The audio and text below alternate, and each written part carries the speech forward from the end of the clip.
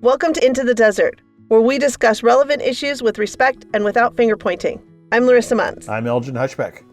We're still getting started here, so please like and subscribe. And if you'd like to continue the conversation, or if you have any questions, please comment down below. I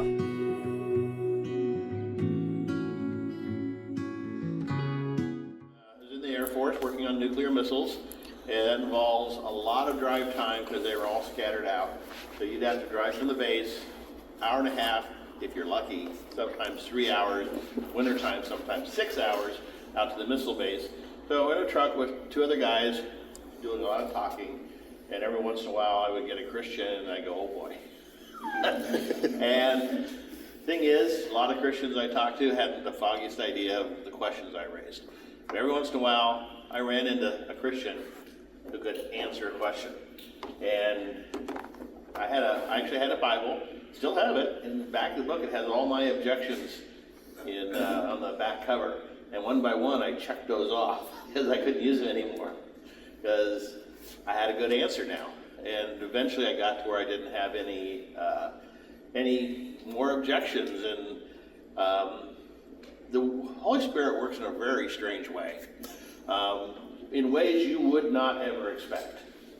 And so, to get me over the final hump, he sent some Mormons to me. And so, for about a year, we were semi in the Mormon church. We weren't really in the Mormon church because I never got the burning of the bosom they want you to get, because I'd already had an answer to prayer. I'd already said, God, yeah, if you're there, tell me. And then one day I was driving down the highway and I was praying to God, and it then suddenly dawned on me what in the world I was doing, and it shocked me because I didn't believe in God, and yet I was praying to God. And then I realized it was like the Holy Spirit touched my heart, and I knew that he had answered my prayer. If you're there, my challenge, you're there, show me you exist. And sure enough, he did. So I had that experience a little earlier. So they start coming over, they tell me you have this burning in the bosom, and I go, that's not it, but I'll look for the real thing. And they got to be very comfortable.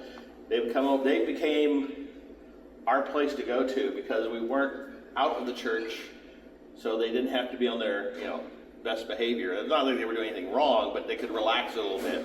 They weren't in the church, so they didn't have to be, we weren't church members, so they also didn't have to be on their best behavior. So we got the place they would come and just sort of hang out a bit. Eventually, the elders of the church pressured them to pressure me to make a decision. So they asked me to do 3 days of prayer and fasting. Now, I'm probably 20 years old at this time, 21 years old.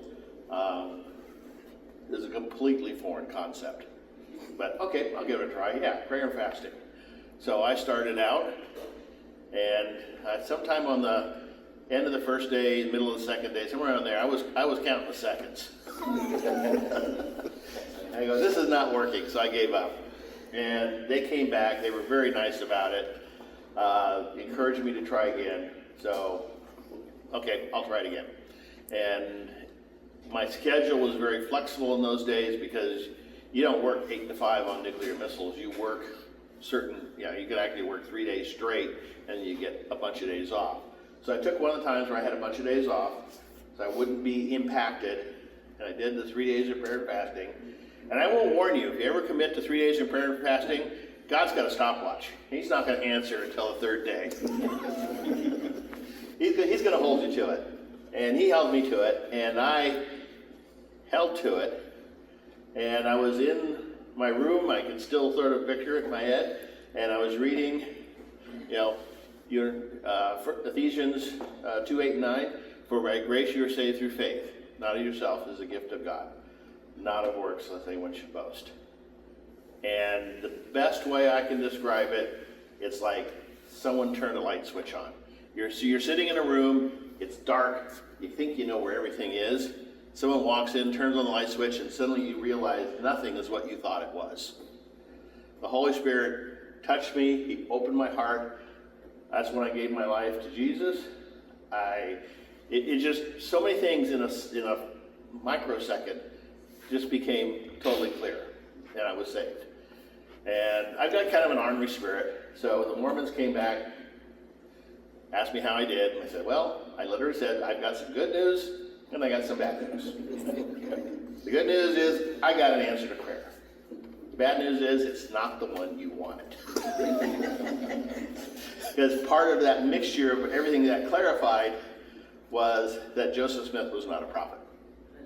And so at that point I began looking for, true church, and there's an odyssey there. And I'm stubborn. God's got a 2x4 with my name on it, I think, just to kind of whack me upside the head, get my attention from time to time.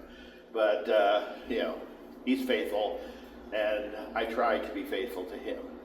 And along my journey, I've come from an engineering background. I was an electrical engineer. I worked for Jet Propulsion Laboratory. When people say I'm literally a rocket science, I feel obliged to say that Jet Propulsion Laboratory has never actually done anything with jet propulsion.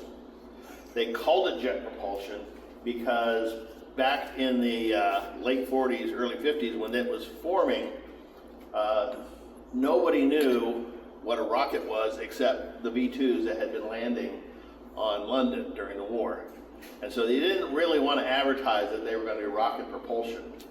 So they figured no one knows the difference between a rocket and a jet. We'll call it jet propulsion. But I never actually worked on rockets. I was privileged enough to be on the Voyager encounter with the planet Neptune. I was on the flight team, so I got to go to Australia for that and take data as it was coming back. But the Lord moved me on, and I ended up writing my book on Consider Christianity, which was literally a lot of the questions I had that I didn't think were well answered in books at the time. Josh McDowell's book was a great book, but if you've ever read Evidence for the Demands of Verdict, it's like quotes from everybody in the world, sort of collated. It's not a book you sit down and read. And then there were some other books, but they weren't written to the skeptic. They were written to Christians to give them some basics, but they weren't going to be something that a skeptic could read and answer.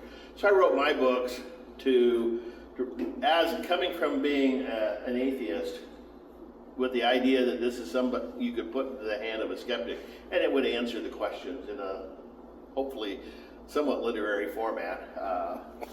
And that's how I kind of came to be where I am today.